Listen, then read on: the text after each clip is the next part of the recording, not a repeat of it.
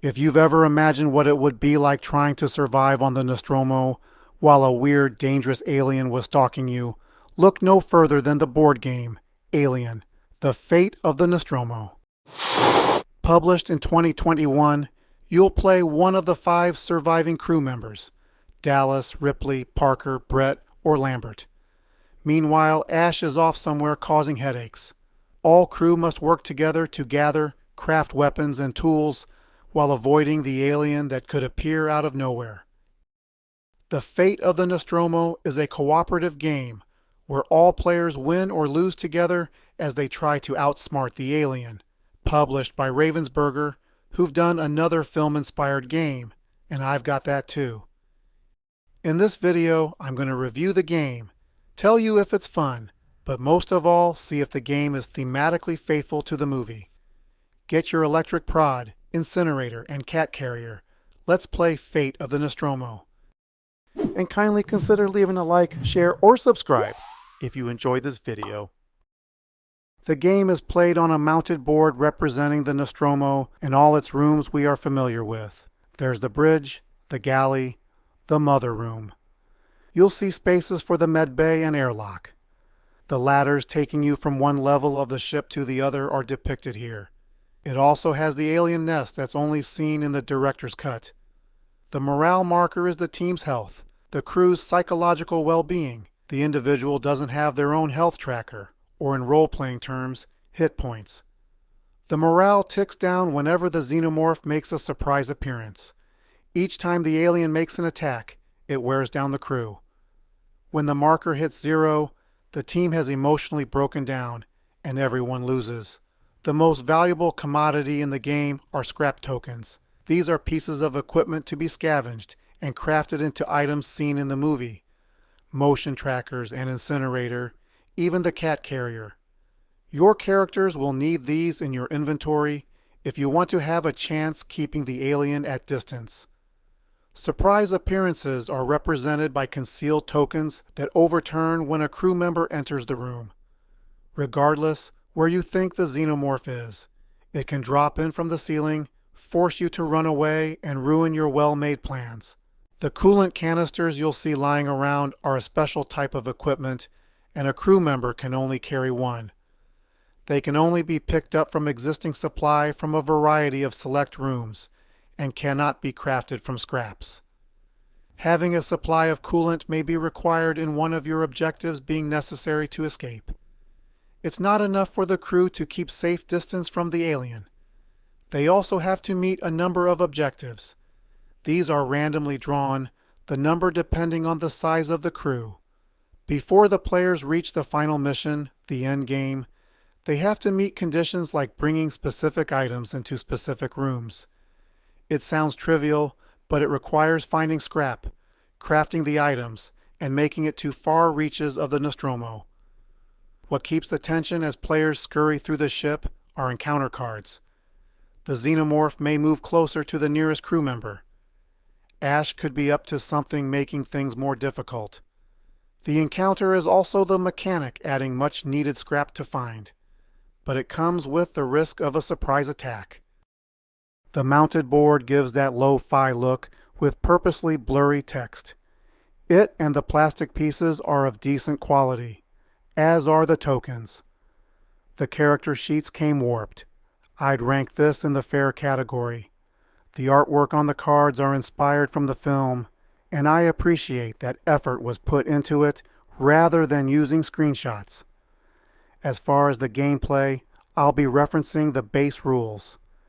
There is an Ash variant, where he's represented with a cardboard avatar and will act as creepy as he does in the film. The mechanics don't have any combat per se, other than spending action points hitting the science officer robot with coolant tanks.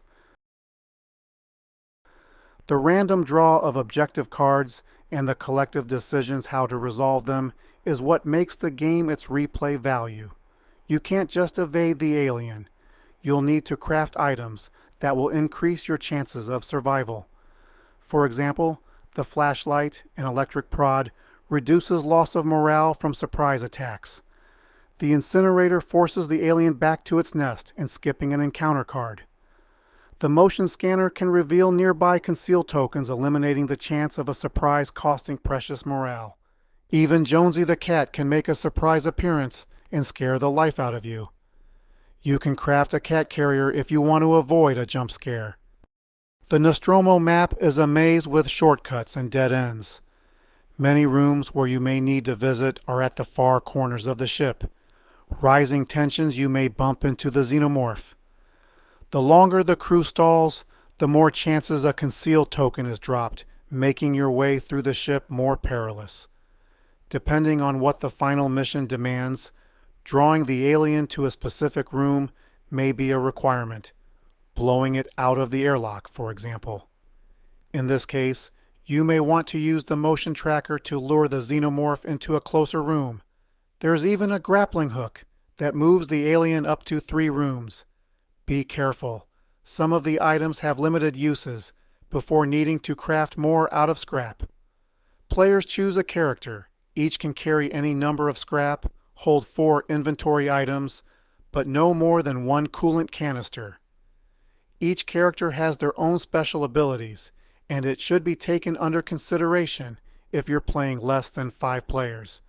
For example, Dallas has 1 extra action allowance than the others. He's the captain, you know. He can run further into the ship and give the team an advantage if well equipped. Ripley can have other characters move 1 space when it's her turn. I suppose warrant officers can do that. Parker can add 1 scrap per turn without needing to find them as a result of his engineering prowess.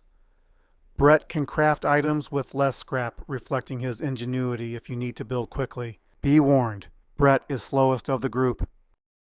Then there's Lambert, who is clairvoyant and able to see a possible future by the top card of the encounter deck. She can choose whether or not to drop it to the bottom of the deck. The game is not complex but fun to play. You can find custom variants online as well as many playthroughs on YouTube. But is it faithful to Alien, the movie? The game begins with all of the players in the galley. Kane is dead. The alien is already full grown, and Ash is somewhere helping it. It starts after Kane's funeral, but before Brett builds his cattle prod. That's where the players come in. They'll need to visit the many rooms of the Nostromo, carrying the many items inspired from the film. It's not a linear recreation of the film, rather an alternative story where many of the same things happen, but in different order. The white knuckles anxiety we feel from the film is represented in the morale tracker. How the game ends depends if the players are not too emotionally exhausted. The game puts a limit on how many times the crew can encounter the xenomorph. Like the film, you can feel a boost of confidence with the right weapons, but it is only temporary because sooner or later you won't have any more courage. Like the movie, the game isn't about combat, but evasion, inventory collection, and believing you can outsmart the alien. As basic as it is and considering its low price point, I judge the fate of the Nostromo a worthy alien game. Let me know in the comments below. What do you think about Fate of the Nostromo? This is Mr. G. Thanks for watching.